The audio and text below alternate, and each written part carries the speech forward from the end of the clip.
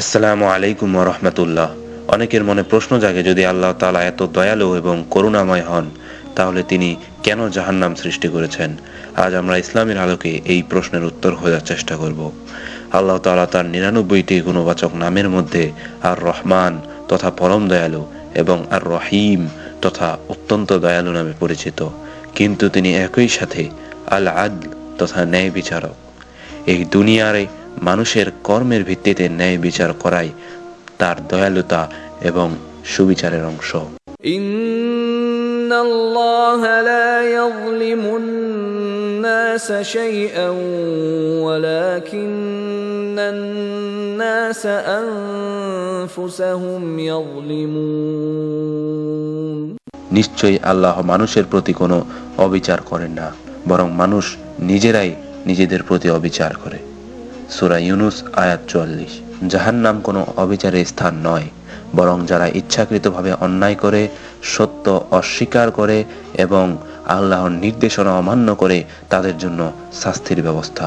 এটা আল্লাহর সুবিচার প্রতিষ্ঠার জন্য অপরিহার্য। অন্যায়ের জন্য জাহান্নাম হচ্ছে শাস্তির জায়গা।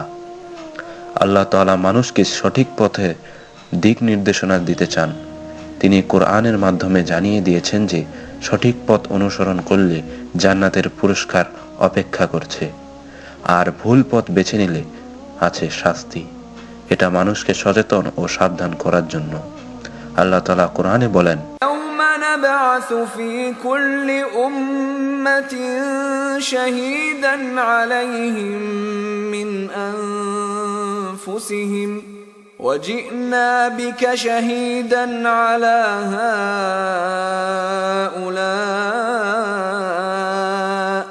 ونزلنا عليك الكتاب تبيانا لكل شيء وهدى ورحمة وبشرى للمسلمين।